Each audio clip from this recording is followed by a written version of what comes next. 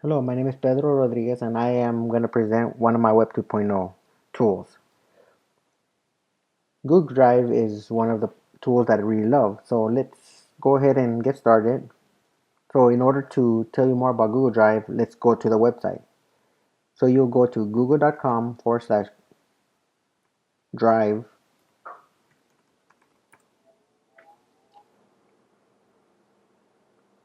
So let me take you on a quick tour on what Google Drive is. You can store any file on Google Drive. So what it is, it's a web interface where you could upload any file. It give Google Drive, Google gives you up to 15 gigs of free storage. I mean, that is a lot, but you could always buy some more. And the storage is relatively cheap or inexpensive. You could keep pictures, stories, designs, drawings, recordings, videos, or just about anything. Now, I did mention it was a web interface. You could download the app where it synchronizes a folder on your computer, whether it's on a Mac or on a PC, and whatever you put on that folder, it automatically keeps it in sync or in synchronizes between the what's on the internet and what's on your computer. So this is how it works. You could see your stuff anywhere. Your files on Drive can be reached from any smartphone, tablet, or computer. So wherever you go, your files are with you. Now, many people might say, "Well, what about internet? How could they? What happens if you don't have internet?" Google Drive has a feature where you could store items offline, and I've used it before, and it works great. So the moment you reach or you get to your internet hotspot, it automatically synchronizes with an update of, let's say you're working on a document. It compares the two documents together and it synchronizes them, and it gives you the latest updates. Now, if there's a conflict, Google will present you with the two documents, and it will let you know which one you prefer to keep. I've never seen it do that. Only once. I kept both. I mean, because I just didn't want to go back, or I mean, I might have just deleted the wrong one. But then again, you can see the revision history, so it's very good. I've never ever lost anything with Google Drive. Even if you delete it, it goes to a recycling bin, and uh, and you could always retrieve it. And this is one of the things that I like about Google Drive. You can share your files and folders, meaning you could share a document, you could work together, or you could just have the document be read only. During this project that I've been doing for the presentation for the copyright infringement, or the copyright project, I've been using Google Drive where I could share the file, and it's only shared view only, so nobody could make any modifications. So that's a very good tool that I love and I use every day. So let me go on to using Google Drive to get most out of Google Drive. Um, like I said, you start with 15 gigabytes for free.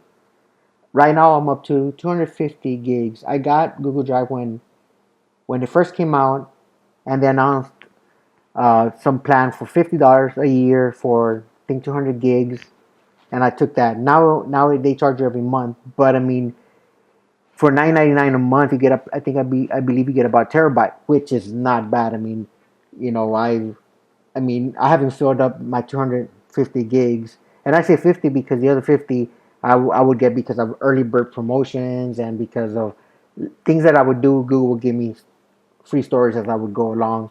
I mean, throughout the years. Now you could keep any file, like I said. You could keep documents, which are Word documents like Microsoft, Excel, and so forth. You can even edit those documents. Now, if you let's say you create a document, or you have a Word document and you upload it and you convert it into a document, a Google Drive document. What happens is it won't count against the storage.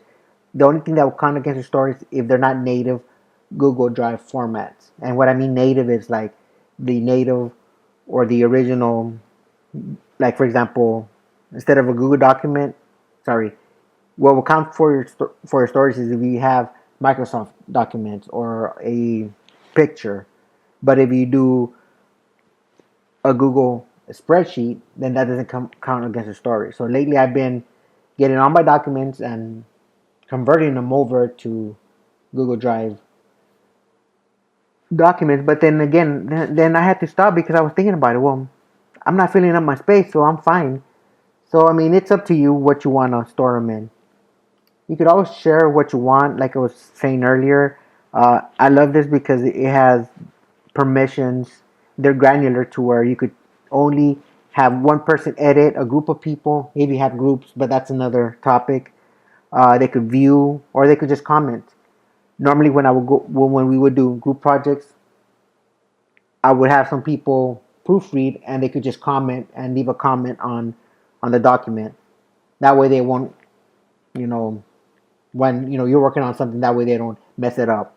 And the best thing about this, it's safe and secure. I like it because it encrypts everything. It's one thing that I do like is it's using the latest security features out there. Now, the only thing is, it's it's up to the user how well they practice security. Like for me, I practice security. I'm always conscious of the fact that hey, somebody could get your stuff. So I'm always making sure that I have strong passwords, two-factor authentication, which I'll show you what it is in a bit. So I mean, I've never had a problem with security. So you could save your email attachments. Normally, when I get emails, there's a PDF or there's a PowerPoint. I automatically save it to Drive. As you can see, you can save it to Drive, and I have a folder for everything. And it's the search, it's Google, so the search built in is powerful. You can find anything. I usually go when I'm looking for a presentation that say from 2010. I just start typing and starts to appear. Of course, you could put photos on there. That's one thing that I use Google Drive for. And then Chromebooks. It works good with Chromebooks. You get 100 free gigabytes of free storage for 2 years, and I think it's just great. I mean, I don't own a Chromebook, but I wouldn't mind owning a Chromebook because nowadays we all use a web browser for everything, except if you're using, like for me, I'm using Camtasia, but then I'm pretty sure there's a web browser. Sorry, I'm pretty sure. Well, no, I know that there's web software to do captures like Screener. I'm not sure if it works with Google Chrome yet. Sorry, with Google Chromebooks, but I'm sure it will. I know that Google is also doing something where you could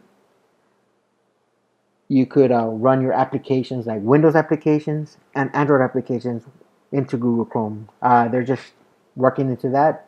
Working on that. So that's something exciting. Of course, Google Drive, you get the essentials. You get the documents, sheets, slides, which that translates to Word documents, Word, Excel, and slides is PowerPoint. One of the things that I really do like is Google Forms, where you could create surveys, you could create questionnaires, you could also create the assessments as well.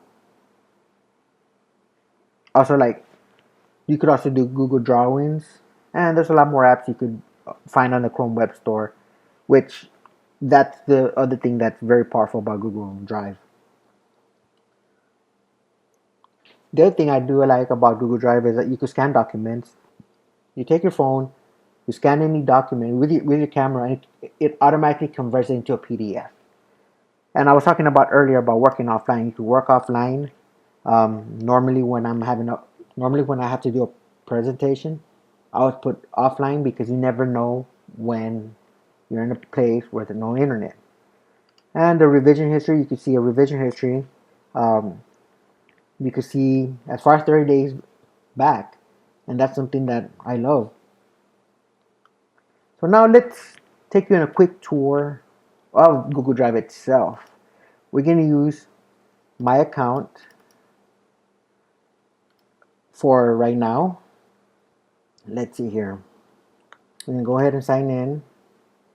We use a this is two-step verification, which is called two-factor authentication. Now, you could have my password, but you can't log in if you don't have my second password. Now my second password changes every minute, so then you're gonna need that password to log in. Now if you get my phone where these passwords are produced, I could just log into any computer and wipe my phone remotely. So I mean, I'm all trying to practice good security. So let's log in. 1953.